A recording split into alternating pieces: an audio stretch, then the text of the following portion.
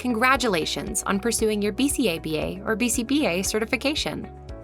One of the most important parts of your journey to certification is supervised fieldwork. To meet your eligibility requirements, you must accrue a number of supervised fieldwork hours, which would ideally include experience with multiple qualified supervisors in multiple settings. This time spent applying behavior analytics services under close supervision will help you develop professional skills, strengthen your ethical repertoire, and learn the ins and outs of providing high-quality services.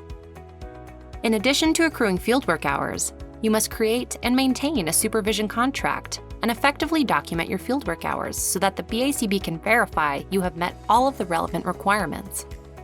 This is vital, as proper documentation can prepare you for potential future audits. To help you best document your fieldwork as you work to earn your certification, we'll dive into and explain the Supervision Contract, ongoing documentation system, monthly and final Fieldwork Verification Forms, and more. Let's get started. Fieldwork Checklist and TipSheet. Helpful tip. For additional guidance before, during, and after accruing your supervised fieldwork hours, consult the Fieldwork Checklist and TipSheet. This optional resource offers helpful advice and detailed steps for navigating your fieldwork experience. Supervision Contract. Before you begin accruing fieldwork hours with a supervisor, you and your supervisor must develop and sign a written contract. Hours accrued before a contract is signed will not count towards your fieldwork requirements. Creating a contract at the outset of supervision helps start the supervisory relationship off on the right foot. During this process, both you and your supervisors can set expectations, establish boundaries that protect all parties, and begin developing your relationship. But how do you create a supervision contract? The BACB describes all must-have contract elements in each of its certificate handbooks. Here are just a few examples. Your written contract must include a number of elements, such as types of activities that will and will not count toward fieldwork requirements, clearly defined roles, responsibilities, and expectations for you and all involved supervisors, who will sign monthly and final fieldwork verification forms, and if individual or multiple supervisor forms will be used, situations that warrant your supervisor's refusal to sign off on your hours at the end of the month or supervisory relationship, and attestations that both parties will adhere to the applicable ethics code. For a list of all required supervision contract elements, please review the relevant certificate handbook on the BACB website. You may also reference the BACB sample supervision contract for further guidance. This sample contract is not an official document and should be used for informational purposes only. In other words, be careful not to use the BACB's language word for word, as your supervision contract should be tailored specifically for your settings and goals. Many supervisors and trainees even opt to include elements that go above and beyond the BACB's requirements, and we think that's great. As a final note, know that you can always go back and update your contract if anything changes, such as your fieldwork activities. You might also return to update your contract if a dispute that is not protected within it arises. Just remember to keep the original contract and all amendments in your records. Documentation system. Because fieldwork varies across settings and practice areas, the BACB provides you and your supervisors with the flexibility to develop your own documentation system. So, how should you go about creating this system? Before you begin accruing fieldwork hours, you and your supervisor should discuss options that work best for your situation.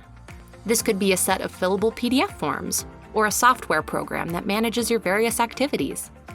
If it works for you and meets all of our requirements, it works for us too. Before finalizing your system, be sure that it can manage all of the documentation that the BACB requires. Here are just a few examples of items that it should include. Documentation of accrued independent hours per session, including fieldwork type, setting name, and activity category. And documentation of accrued supervised hours per supervision contact, including supervision type, whether the supervisor observed the trainee with clients, and more. Whatever documentation system you create, be sure to capture all of this information and keep it well organized. In the event of an audit, you will use this system to provide proof of your hours, so it's vital that you and your supervisors track your fieldwork each step of the way. Monthly and final Fieldwork Verification Forms. For more reasons than one, it's crucial that you and your supervisors maintain an open line of communication and frequently discuss your accrued hours. That's why the BACB requires Fieldwork Verification Forms for documenting your fieldwork hours monthly and at the end of the supervisory experience. The Fieldwork Verification Forms record your supervisory and fieldwork hours and allow your supervisor or supervisors to formally attest that you have completed the listed hours and that those hours met all of the BACB's fieldwork requirements. These forms also keep you informed of your accrued hours throughout your experience. Monthly Fieldwork Verification Forms must be completed and signed by your supervisor within 1 calendar month of the hours being accrued. Final Fieldwork Verification Forms, on the other hand, must be completed and signed by your supervisor at the end of the supervisory experience.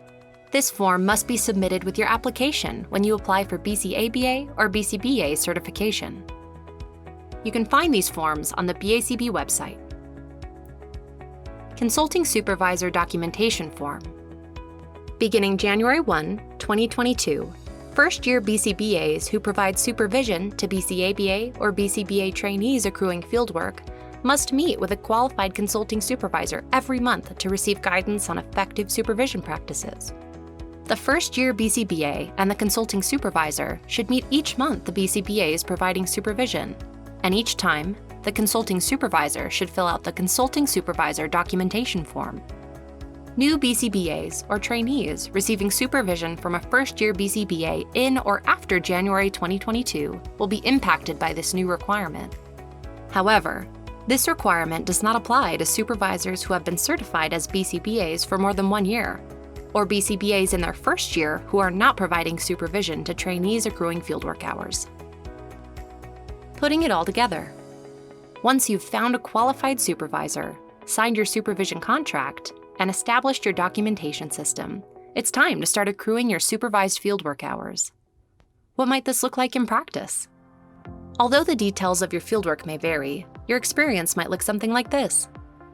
You might begin by working directly with your clients, delivering therapeutic and instructional procedures. Or you may collect data, conduct assessments, train caregivers, or write and revise behavior analytic programs for your clients.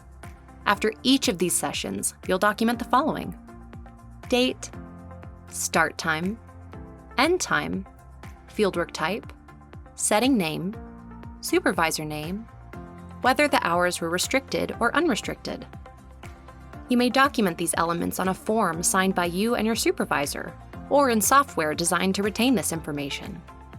Throughout the month, you'll meet with your supervisor to help ensure that you're gaining the skills necessary to demonstrate competence in applied behavior analysis.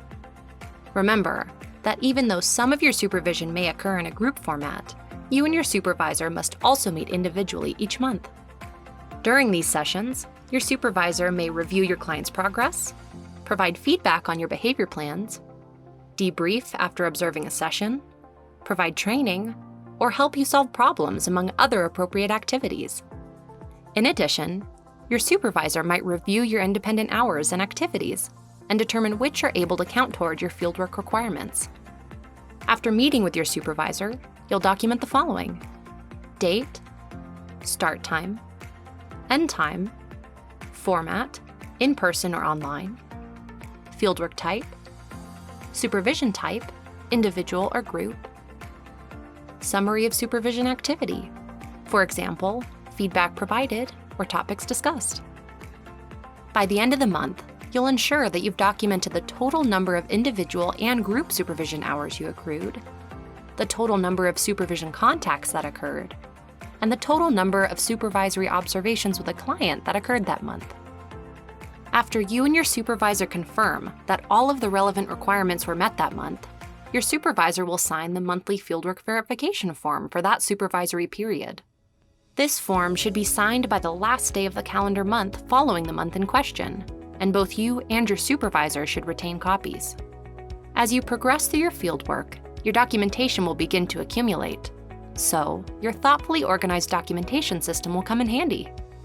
Once you've completed all of your fieldwork, your supervisor will sign your Final Fieldwork Verification Form.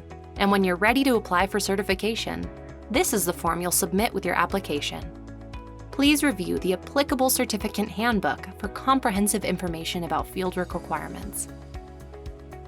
Fieldwork Audits. But what happens if you're audited?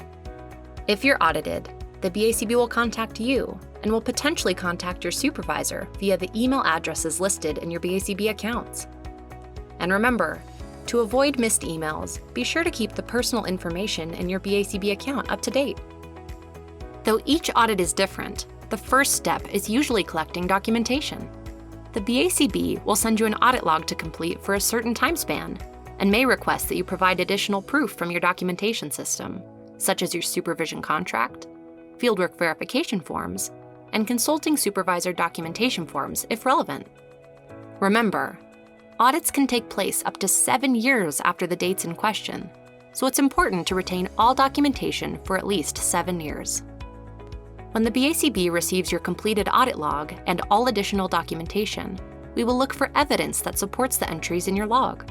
For example, the BACB may look for evidence that your supervisor observed you with a client, or evidence that you regularly met with your supervisor. At the conclusion of an audit, the BACB will provide a determination and feedback. If some or all of your hours are not compliant with the requirements, some or all of them may be disqualified. This will only occur if the BACB identifies errors in the audit. At this point, a notice of alleged violation may be submitted against the relevant supervisor. But don't fret. If you meet all of the relevant requirements and ensure that your documentation system is thorough and up to date, you'll likely be in good shape. Once again, congratulations on embarking on this journey. We hope that this resource familiarizes you with the BACB's fieldwork documentation requirements and offers valuable guidance as you continue working towards your BCABA or BCBA certification application.